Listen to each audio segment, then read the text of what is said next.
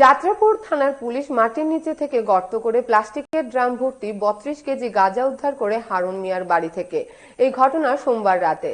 গাঁজা কারবারি হারুন মিয়ার বাড়ি খাদ্যকলা গ্রামে। পুলিশ জানিয়েছে এই গাঁজার মূল্য 1 লক্ষ টাকা হবে।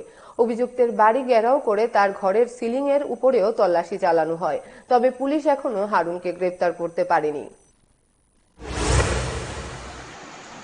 গতকাল রাত্রে আনুমানিক 7:30টার সময় আমি গোপন সূত্রে খবর পাই খাদ্যকলার হারুন মিয়ার বাড়িতে কিছু গাঁজা মজুত করে রেখেছি।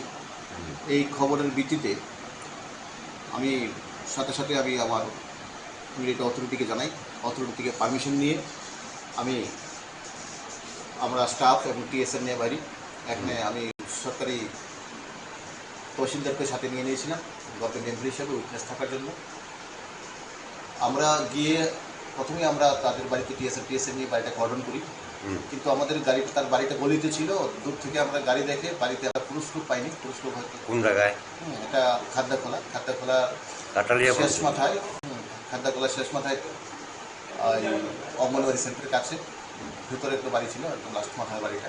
এর নাম কি? তো ওর হারুন মিয়ার বাড়িকে আমরা কর্ডন করেছি, কিন্তু পুরুষ লোককে আমরা পাইনি, সব বেরিয়ে গেছে। তারপরে আমরা উইটনেসের সম্মুখে ওই বাড়িতে আমরা টোটাল ঘরগুলো সার্চ করি। 3টে ঘর ছিল, ঘরগুলো সার্চ করে ঘরের সিলিং টিলিং এগুলো সার্চ করেছি।